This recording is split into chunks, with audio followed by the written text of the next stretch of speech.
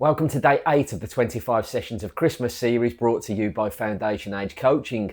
Today is a ball mastery session called Mirrors. It's a really good 1v1 practice which starts unopposed, then it starts with a little bit of a challenge, but players still ultimately choosing which parts of the feet they're going to be using, choosing different turns, different tricks, different types of ball manipulation to unbalance their opponent. And it gets progressively more difficult as it builds into a live 1 versus 1.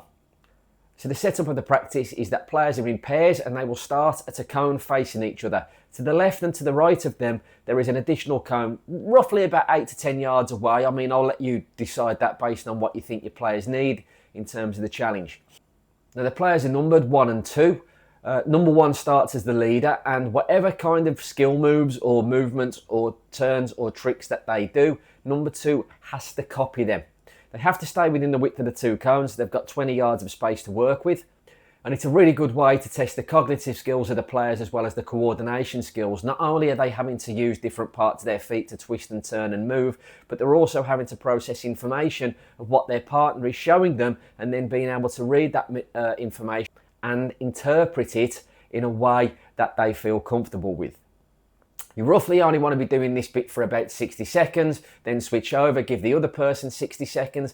If you've got players turning up early, then you might want to look at some sideways movements with the ball or turns or tricks that they can use to chop and change and go the other way while the players are arriving, so they can get a few ideas in their head to begin with before this practice starts. The progression for the practice is it now becomes a little bit of a competition. Player 1 has to choose one of the 2 cones to either the left or the right to try and dribble to, and number 2 has to beat them there. Number 1 has the option to turn and change the direction of which cone they're dribbling to which number 2 then has to react. So you're looking at number 1 being able to lose player 2, and you're also looking at player 2 being able to turn quick enough to be able to react to whatever number 1 is doing. Becomes a nice, fun, competitive game. Whoever gets to the cone first wins the point, and then players will switch roles afterwards that number 2 leads and number 1 is following. The progression for the practice is that we take the ball away from number 2. So it's now like number 1 has a live defender to go against. Number 2 is still not trying to win the ball. All they're still trying to do is beat number 1 to the cone that number 1 is dribbling towards. But number 1 now has a lot more to think about and number 2 has a lot less to think about. So it's starting to replicate a real game situation with a player having the ball and an opponent trying to keep up with them and stop them from going one direction or the other. Again, after every turn, you'll switch places. If you've got the equipment, you might even add a little goal at the end so that as soon as the player goes past the cone at the end, they have to finish.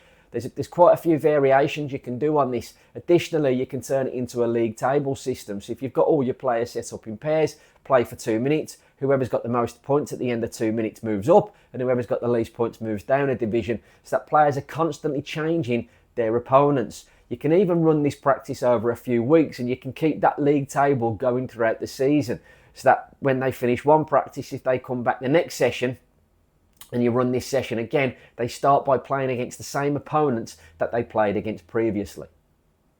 The final progression to this session is turning it into a full-on live 1 versus 1. So as soon as number 1, the player with the ball, takes their first touch, number 2 can try and win it. And ultimately, whoever has the ball and is able to get to one of those 2 cones first gets the point. Alternate who starts with the ball every turn so that both players get a chance to start with the ball and both players get a chance to start as the opponent. And here you're going to start covering things such as how should the player turn? Have they got the space to turn so that they're facing the opponent, or is the defender close enough where they have to turn with their body between the ball and the player?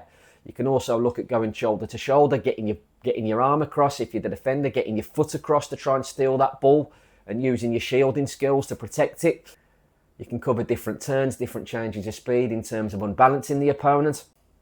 And you also want to coach looking at the corner of your eye. So if your opponent gets slightly ahead of you, that's a trigger to turn and go the other way and use that ever so slight head start you have on them to try and get to the other cone.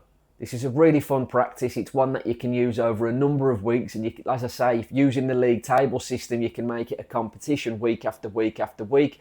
And maybe even have a little prize at the end for whoever finishes top of the Champions League, if that's what you want to call it. If you like this session, then give us a subscribe. You can follow the whole playlist of the 25 sessions of Christmas. And of course, if you use this practice, then please leave a comment in the comment section and let us know how you go with your players.